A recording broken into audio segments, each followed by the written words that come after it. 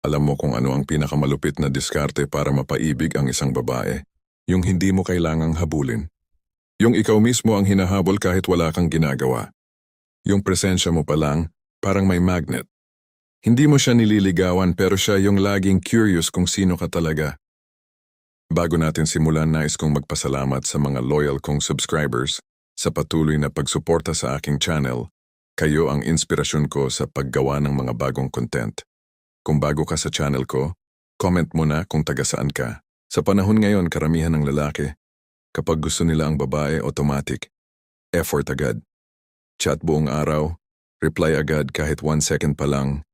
Gifts, compliments, lahat ibinubuhos. Pero ang hindi nila alam, ang sobrang paghahabol ay nakakaalis ng halina. Parang pabango yan. Kapag sobra ang spray, hindi na mabango, nakakasulasok na. Ganyan din sa babae. Kapag sobra kang present, nawawala yung misteryo. Maraming lalaki ang hindi naiintindihan na ang attraction ng babae ay hindi nakabase sa effort mo, kundi sa emosyon na nararamdaman niya habang nasa paligid ka. Kaya kahit gaano pa ka-sincere o ka-hardworking ka, kung wala siyang emotional spark, wala ring epekto. Halimbawa, may dalawang lalaki. Si uno, sweet, laging nandyan, laging nag-aabot ng kape, laging nag-aalala. Si dos, tahimik lang, confident, hindi agad nagre-reply pero kapag nagsalita, diretso may conviction. Guess what? Sa dulo, si dos ang iniisip ni babae. Hindi dahil mas gwapo, kundi dahil may mystery, may challenge, may presence. Sa modern dating, ang tawag dyan ay emotional polarity. Ang babae ay na-attract sa lalaki na may sariling mundo, sariling standards, at hindi desperado sa validation. Pero karamihan ng lalaki baliktad. Kapag gusto nila ang babae, nawawala ang identity nila. Binabago nila lahat para lang mapansin. Nagiging people pleaser, nagiging predictable, nagiging too available. At yan ang unang dahilan kung bakit nawawala ang spark. Totoo to. Kapag hinahabol mo ang babae, pinapaalala mo sa kanya na mas mataas siya kaysa sayo. Parang sinasabi mong, ikaw ang premyo, ako ang contestant. At sino ba naman ang gugustuhin ng babae na piliin ang lalaking desperado? May babae bang na in love sa lalaking laging nag-aabang sa gate nila? Kahit hindi pa niya pinapansin, wala. Kasi sa isip ng babae, kung ganito siya ka-giveaway, gaano pa siya ka-interesting. Ang tunay na attraction hindi mo kailangan pilitin. Ang lalaki na hindi naghahabol, siya yung nagiiwan ng marka sa isip ng babae kahit wala siya. Gamitin natin ang metaphor. Ang attraction ay parang apoy. Kapag hinipan mo ng hinipan, mamamatay. Pero kapag iningatan mo lang, steady, kalmado, consistent, lalong lalakas. Kaya kung gusto mong mapaibig ang babae, tigilan mo yung ginagawa ng karamihan. Yung nagte-text agad ng good morning, kahit di pa nagre-reply kagabi. Yung laging tanong ng tanong kung nasaan siya, kanino siya kasama. Yung laging nagbibigay kahit hindi pa reciprocated. Kasi tandaan mo, ang babae ay na-attract sa value, hindi sa availability. Ang unang hakbang para mapaibig ang babae nang hindi naghahabol ay ito. Baguhin ang mindset mo. Hindi ka nag-a-apply para mahalin. Ikaw ay nagbibigay ng oportunidad sa kanya na makilala ang isang lalaking may halaga. Ang babaeng gusto mong mapaibig ay may sariling standards. Pero dapat alam mo rin, ikaw mismo may standards ka rin. Yung tipong hindi ka agad naapektuhan ng mood swings niya, ng mga pa-cute niyang test o ng mga silent treatment niya, kasi naiintindihan mo na ang emotion ay laro lang. Pero ang respeto, yan ang tunay na basehan ng attraction. Mindset number 1, ako ang prize. Maraming lalaki ang nag-aakalang ang babae ang premyo. Pero tandaan mo, pareho kayong may value. Ang tanong, kaya mo bang iparamdam yon? Ang lalaki na marunong magkontrol ng sarili, may disiplina, may layunin, yun ang nagiging rare. At lahat ng babae kahit gaano pa siya kalakas gusto niya ng lalaking may direction. Kaya kapag lagi kang habol, parang sinasabi mong wala akong direction kundi ikaw. Pero kapag kalmado ka, busy ka, may mission ka, nagiging curious siya. Doon nagsisimula ang attraction. Example, isipin mo si Marco. Nagustuhan niya si Ella sa gym. Lahat ng lalaki sa gym, halos nagpapakita ng abs, nagpapabibo, nagpapasikat kay Ella. Pero si Marco normal lang. Kapag nagkakasalubong sila, simpleng hi lang. Tapos balik sa workout, hindi nagpaparamdam ng sobra pero laging confident. After few weeks, guess what? Si Ella ang unang nagchat. Uy, laging ka bang dito nagwa-workout? Hindi dahil sa ABS ni Marco kundi dahil sa aura. Yung hindi naghahabol pero ramdam mong may kaya, may lalim, may purpose. Mindset number 2, presence over pursuit.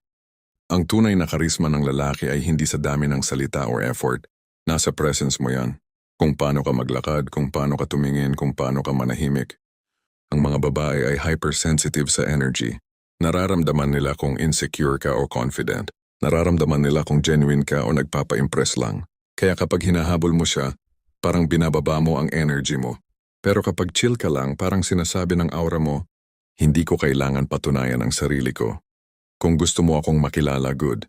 Kung hindi, ayos lang din. Yan ang masculine frame. At yan ang unang hakbang ng hindi naghahabol pero nakakaakit. Mindset number 3, control is power. Kapag kontrolado mo ang sarili mong emosyon, nagiging hindi ka reactive. At yan ang pinaka-sexy sa mata ng babae. Kasi karamihan ng lalaki, kapag di nireplyan ng babae, nabubura na sa GC. Kapag di pinansin sa story, nagpaparinig agad sa status. Kapag di nag-like sa post, gumagawa ng fake account para lang i-check kung may iba. Pero ang lalaking marunong maghintay, marunong manahimik at marunong kumilos ng may respeto, yan ang nagtataglay ng emotional control na bihira na ngayon. Tandaan mo, hindi mo kailangang habulin para makuha. Minsan, ang kawalan ng aksyon mo pa nga ang pinakamakapangyarihang move mo. Hindi mo kailangang sumigaw para marinig. Minsan, yung katahimikan mo pa ang mas nakakaingay sa puso niya. Ang babae ay parang alon. Kapag hinabol mo, lalong lumalayo. Pero kapag marunong kang huminto at hintayin siyang bumalik sa pampang, kusa siyang dadampi sa paa mo. Paano mo mapapaibig ang isang babae kahit hindi ka nagpaparamdam araw-araw? Hindi ka nagte-text ng good morning at hindi ka nagmakaawa ng atensyon? Simple lang. Gamitin mo ang emotional imprint technique. Ito yung sikreto kung bakit may mga lalaking kahit matagal nang di nagkikita sa babae. Si babae pa rin ang unang nagme-message. Nalala kita bigla. O kaya bigla siyang magre-react sa lumang story mo. Hindi dahil bored siya, kundi dahil na-imprint mo na siya. Parang tinatakan mo ng emosyon ang utak niya na kahit anong gawin niya, may parte ng isip niya na bumabalik sa'yo. Ang karamihan ng lalaki, akala nila attraction ay laro ng presence.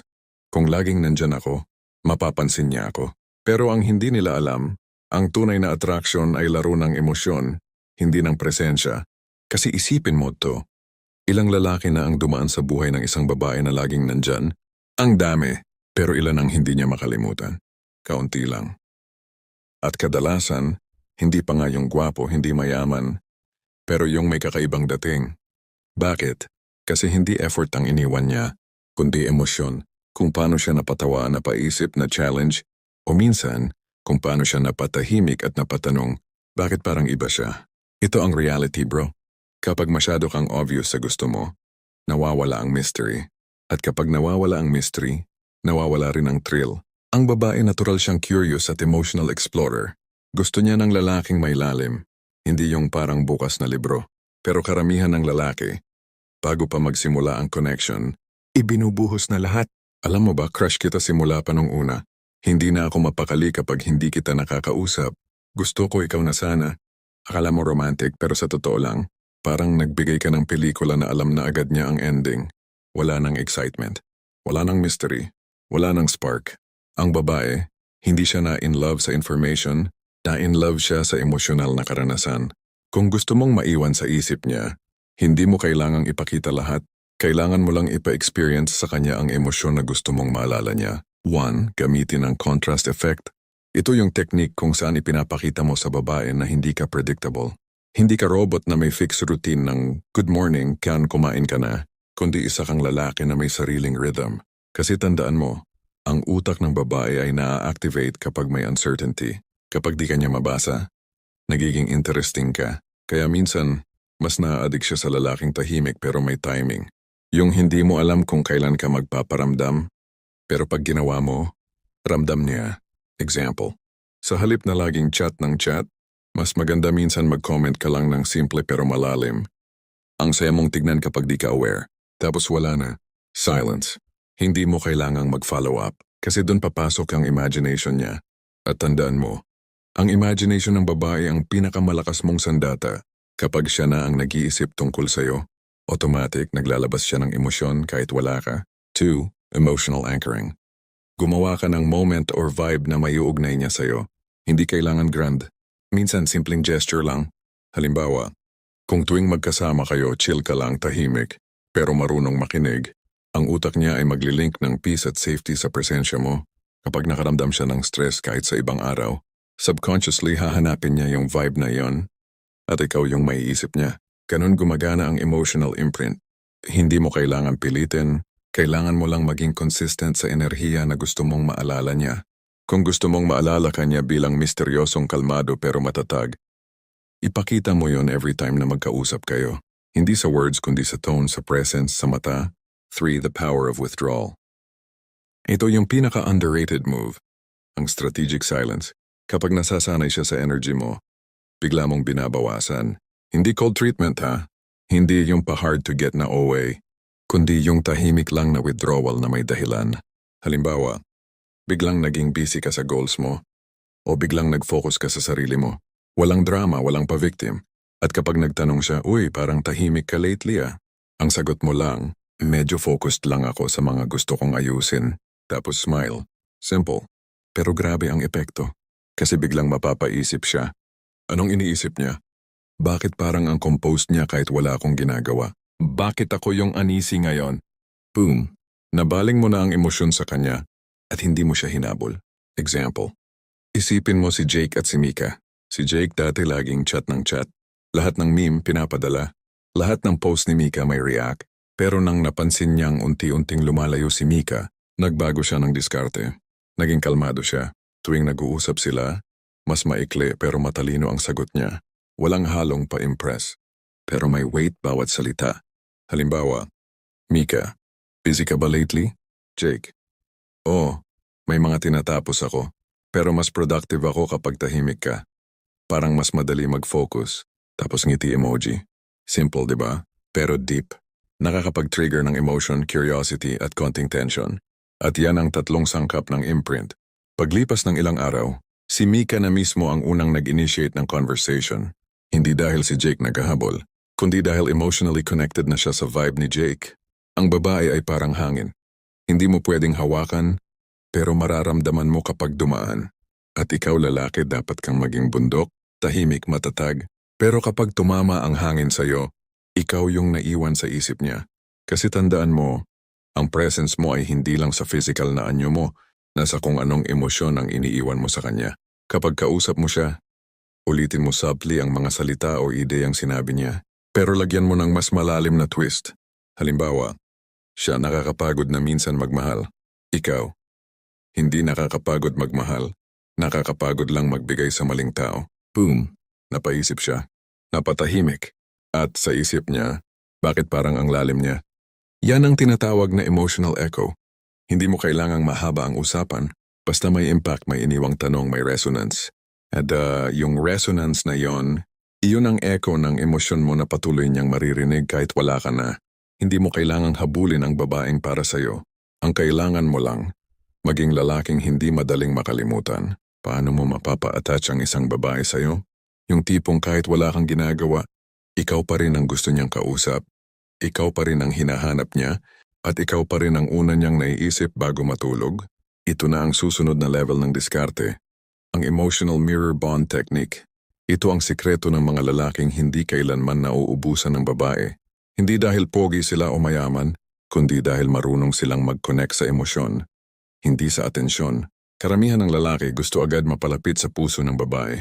Pero dahil hindi nila naiintindihan ang emosyonal na daloy ng babae, ang ginagawa nila, minamadali. Gusto ko siya, kaya kailangan iparamdam ko ngayon. Baka maagawan ako, kaya dapat ako na agad magpakita ng effort.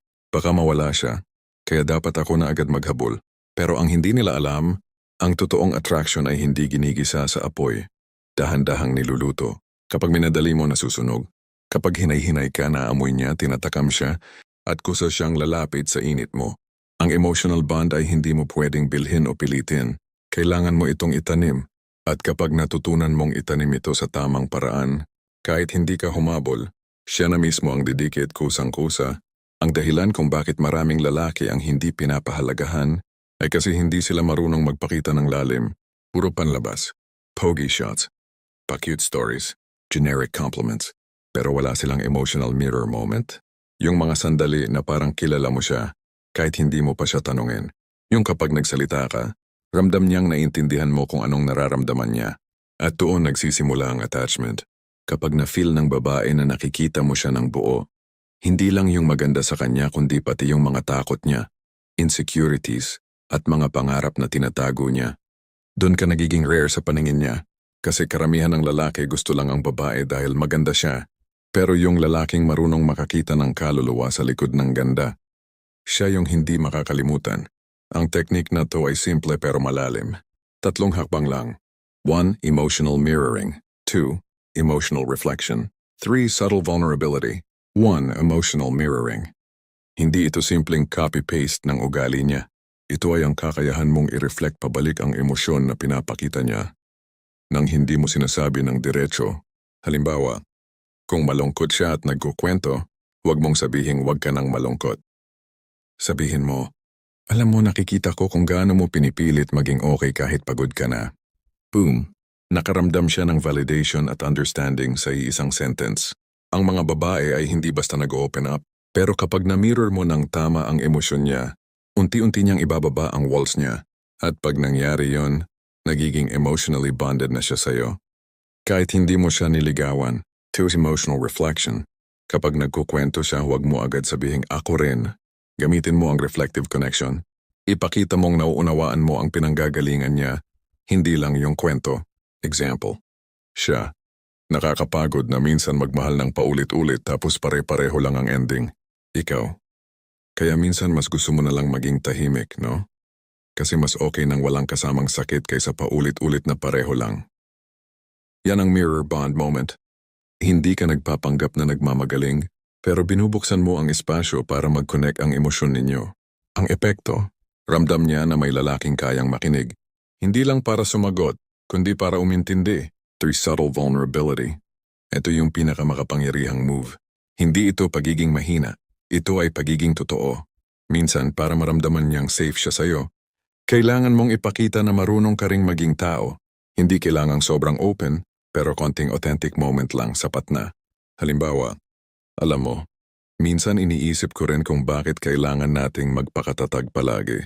Pero siguro kasi doon natin nakikita kung sino talaga yung karapat-dapat. Simple. Hindi pa drama, hindi pa victim, pero real. At sa mga ganitong linya, mas lalong nag-o-open ang babae kasi naramdaman niyang pwede akong maging totoo sa kanya. Kapag dumating ka sa point na komportable siyang maglabas ng kwento, ng luha, ng pangarap, ng takot, ibig sabihin hindi ka na lang gusto niya. Pinagkakatiwalaan ka na ng puso niya. Example. Isipin mo si Ryan at si Claire. Si Ryan hindi kasing pogi ng ex ni Claire. Hindi rin sobrang sweet. Pero tuwing nagkakausap sila parang nakakalma si Claire. Kasi hindi judgmental si Ryan at lagi niyang nasasabi yung mga salitang tumatama sa eksaktong emosyon ni Claire. Minsan sinabi ni Claire, ayoko na ng relasyon, nakakapagod. Ang sagot ni Ryan, baka hindi relasyon ang nakakapagod. Baka yung kakulangan ng kapahingahan sa tamang tao. Tahimik si Claire. Tumingin lang tapos ngumiti. Kasi sa isang linya lang naramdaman niyang, naiintindihan ako ng lalaking to. Mula noon kahit hindi si Ryan ang laging nauuna mag-chat, si Claire ang laging nag-aabot ng conversation. Hindi dahil naghahabol si Ryan, kundi dahil nakabuo siya ng emosyonal na koneksyon na hindi makalimutan. Ang babae ay parang ilog. Hindi mo kailangang labanan ang agos niya para makarating sa kabilang pampang. Sumabay ka lang, makinig sa direksyon ng daloy, at sa dulo, siya mismo ang magdadala sa iyo sa gitna ng puso niya. Hindi mo kailangang habulin ang babae para mapansin ka. Minsan, sapat na yung maramdaman niyang naiintindihan mo siya kahit hindi mo siya kinakausap. Ang mapamahal mo siya madali, pero ang mapanatili mo ang pagmamahal niya, yun ang tunay na sining.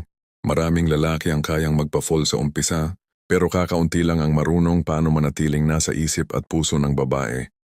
Kahit wala ng effort. Ang sekreto, hindi pera, hindi abs, hindi pogi points, kundi emotional consistency, yung uri ng stability na nakaka-addict sa babae. Ito yung dahilan kung bakit may mga lalaki na hindi makalimutan, kahit matagal na silang hindi nagkikita. Karamihan ng lalaki magaling lang sa simula, habang may thrill, may effort, habang bago pa sweet, pero pag naramdaman nilang kuha na nila si babae, biglang nagbabago. Ang dating misteryosong lalaki biglang clingy, ang dating confident biglang insecure, ang dating cool biglang seloso, at kapag naramdaman yan ng babae, unti-unti siyang lumalayo. Kasi para sa kanya, hindi ka na yung lalaking nagbigay sa kanya ng emotional safety. Naging isa ka na lang sa mga lalaking nagbago nung nakuha na siya. Ang babae ay hindi lang naghahanap ng kilig, naghahanap siya ng emotional rhythm. Yung pare-pareho ang daloy ng presence mo, hindi pa bago-bago depende sa mood mo o sa kung may kompetisyon o wala. Ito ang madalas na pagkakamali ng mga lalaki. Akala nila, para mapanatili ang babae kailangan dagdagan ng effort, pero minsan hindi mo kailangang dagdagan. Kailangan mo lang panatilihin ang consistency ng energy mo. Isipin mo ito, kung nung una kalmado ka, confident, pero pagkatapos mong makuha ang atensyon niya, bigla kang naging needy, anong mararamdaman niya? Hindi excitement, kundi disappointment. Ang babae na-attract sa emotional security, sa presensyang hindi nagsasayang ng emosyon, sa lalaking predictable sa maturity, hindi sa attention. Kapag alam niyang kahit anong mangyari, consistent ka sa kung paano mo siya tinitingnan, paano ka tumugon, paano ka magdesisyon. Doon siya lalong nagiging komportable at doon nagsisimula ang loyalty. Ang tunay na hindi naghahabol na lalaki ay hindi lang marunong magpahinga, marunong din magpanatili ng enerhiya. Narito ang 4 na prinsipyo ng emotional consistency. 1. Ang babae ay gustong malaman na hindi mo siya iiwan emotionally, pero gusto rin niyang ma-excite sa bawat encounter ninyo. Paano yon? Maging predictable sa stability mo.